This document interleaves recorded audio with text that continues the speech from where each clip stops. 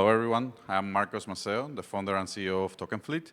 But more than anything, I am just a guy that thinks that tokenization should do something for the people more than what we are currently doing in our space. So let me start with the story. When I was a kid, my dad used to have a company car, a car that every 2 years was renewed, and it was always clean, it was without any mechanic problem. And for me, that felt like succeed. But the more time I spent with my father, I noticed that he always dreamed about owning a car, a classic one, the one that you see in the screen, Chevrolet 56 Bel Air. And it was something more than just a car. For him, it was like the perfect car. And when I started to interact with him about that over dinner and so on, you could see his eyes shining about this car and how much he appreciated if at some point in his life he could have one. But he never got the car. Always, we have bills, we have problems, we have other things to take care.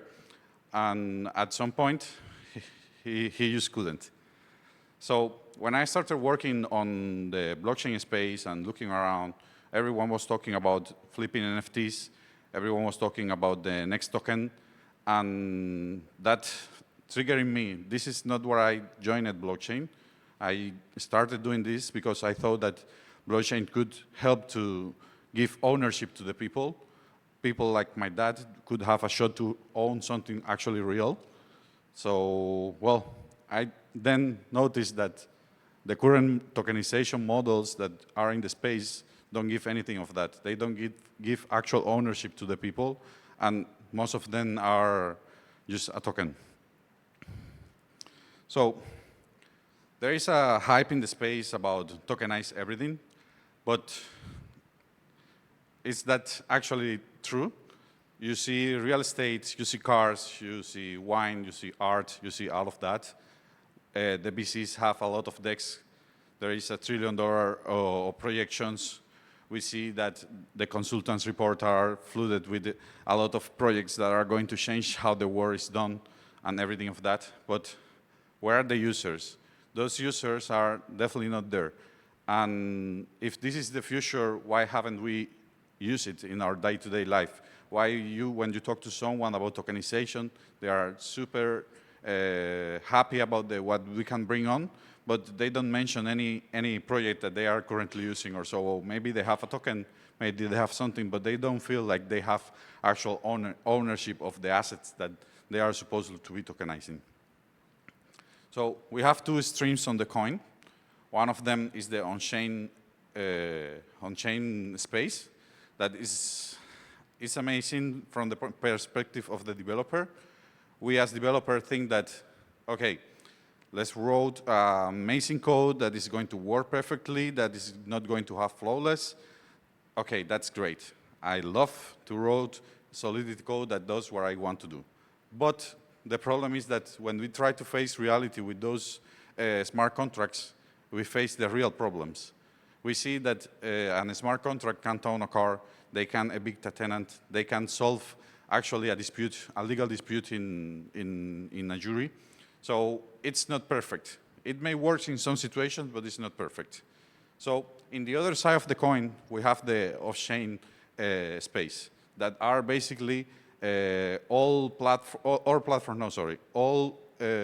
projects that are currently running. Let's say something like,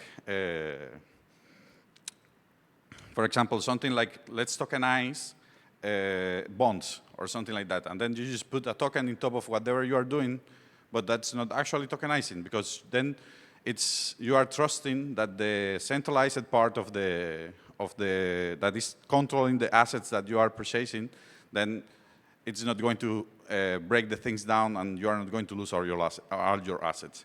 So most of those projects then stays in an awkward middle that they are too centralized to be revolutionary and too decentralized to be compliant.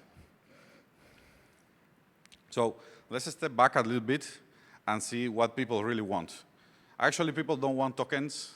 They don't want, they are not looking for the next 100x.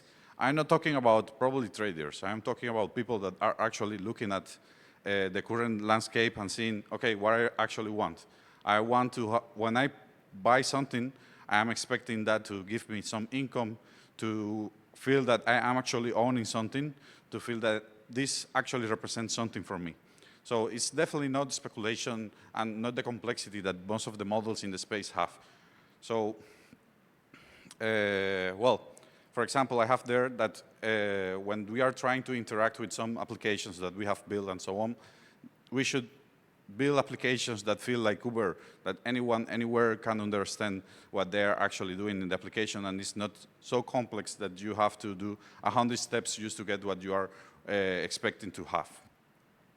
So let's break down a little bit a hybrid stack and how it could be implemented. So basically, the point about the hybrid stack is that you will have an on-chain component and an off-chain one.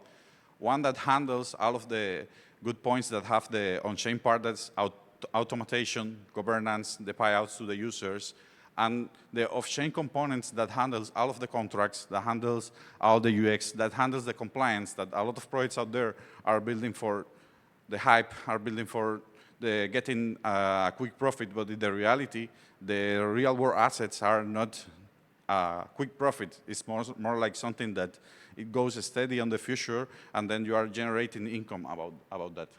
So that should be what we should be aiming as an industry in the time when we are talking about tokenization, trying to bring the legal structures to the on-chain space, but without breaking them.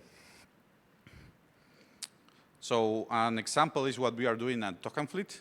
We are a rental car company, and we are implementing a platform that will allow anyone, anywhere to purchase tokens that will represent the fleets that they currently have, and we are going to be running here in Dubai. It's not about a token that represents our whole fleet, that is about inflation. It's not about that. It's actually the ownership that they have about that asset, about that car that is running here in Dubai. They have a rental agreement that represents, they have a legal contract that represents their ownership in the real world, and they have the tokens that are the one that handles all of the payouts and all of the income that the car generates. So the thing is simple. The users buy the shares. Once the car is rented, they get the revenue.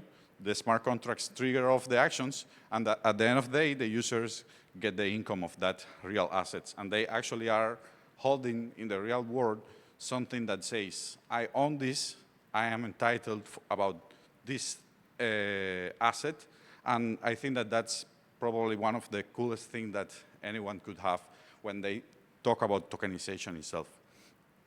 So why these hybrid models wins? Because we are not ignoring how low is currently in the world. We are not saying we have to bring new regulations. We are not saying we are not breaking the current, how the current users use some applications or how they treat some things.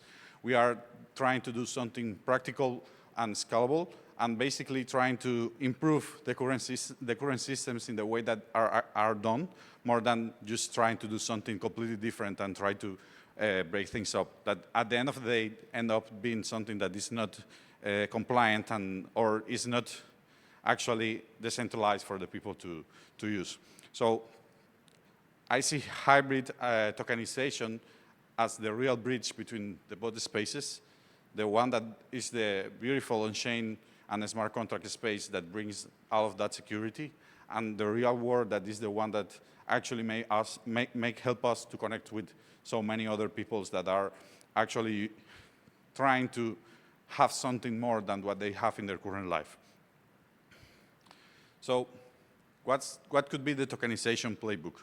Instead of trying to bring everything on chain, and you say, let's bring this business on chain, try to think about how we can solve the problems of this business, how we can make other people anywhere, for example, someone in Africa, to tap into another market that they currently don't have how to access, how we can make people from Latin America to do the same.